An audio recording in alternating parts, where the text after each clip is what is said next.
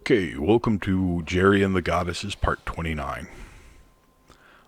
Trigger warnings, there's some sex that gets interrupted in this part, so if that bothers you, be forewarned. Here we go. The passenger ship to Iskenderun was a nice change of pace from the last several days, I thought. We actually had cabins that weren't that bad. I mean, the ship was a little dirty and the trip would take a week, but the beds were soft enough, there were meals served 3 times a day, and a galley open 24 hours, and best of all, Inanna had actually taken my suggestion to start wearing conservative clothing. Well, we were currently sitting at a table in the small dining area eating Ethiopian cuisine. I was wearing something in my usual style, a Star Wars t-shirt with a nice formal vest on top, black slacks, and comfortable sneakers. Inanna wore a miniskirt that made it clear she wasn't wearing any underwear every time she bent at the waist even a little, which was a lot. And a Star Trek t-shirt, the one with the whales, which had the neck cut open down the front to reveal the acre and a half of cleavage hidden underneath. She wasn't even wearing a bra, yet they pushed against each other like she was squeezing her shoulders together. Her sneakers also matched mine. It was amazing. I found her current state incredibly appealing, and I had to make a conscious effort to take my eyes off her chest from time to time. She noticed, of course, and had swollen her breast gradually over the course of the last few days until I had commented on it, then backed off just a little bit.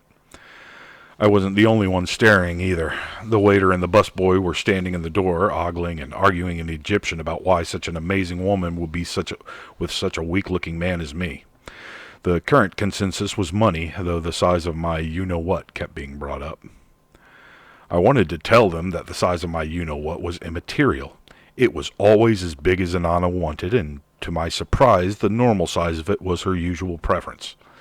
Sometimes things got ridiculous, like rape hentai ridiculous. Other times it actually shrank a bit, but most of the time it looked about the same as usual, average size. We finished quickly because with Inanna's wardrobe keeping some secrets, I found my own libido actually starting to keep up with hers. As we stood, the waiter came over to offer us I don't even know how to pronounce this word that I wrote. Digestif? Digestif? Whatever. It's a drink after dinner. The waiter came over to offer us one, and the busboy followed to clear the table. "Can we save the walk for later, love?" she asked in Egyptian after I'd declined a drink. "I have another hunger to sate." We had not discussed any walk, but I figured from her language choice that she was saying it for the benefit of our audience. "Of course," I said, taking her arm as we walked off, just a few paces away from the two who were staring at her, mouths agape. She stopped and bent over completely to tie a shoelace. I glanced back. Wow.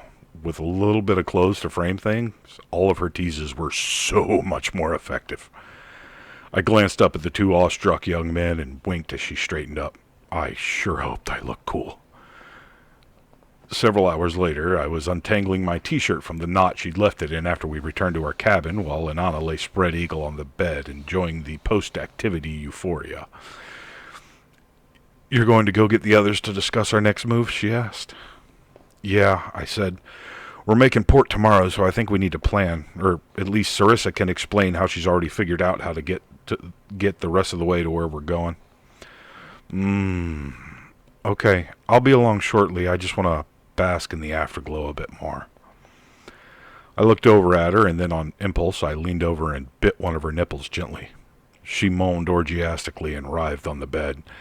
"Now don't start that again unless you're ready to follow through," she scolded me. I grinned at her. "You tease me constantly. It's only fair that I return the favor from time to time." I put my hand between her breasts and then slid it down past her belly button before pulling back. She pouted at me. "That's not fair. Only one of us is a goddess of sex." I shrugged and put on a pair of sunglasses. "Deal with it," I said, managing to maintain a straight face for all of about 6 seconds before the grin cracked my facade. She laughed.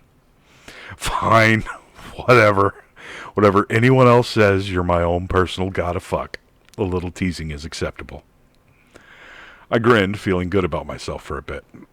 I finished dressing and left Inanna with a final kiss. I went to Gary's room first and knocked. He opened the door a minute later, shirtless and with a gun in his hand. I blinked and stared for a moment. He had scars from what I presumed were bullets running in a line from his left shoulder to his right hip.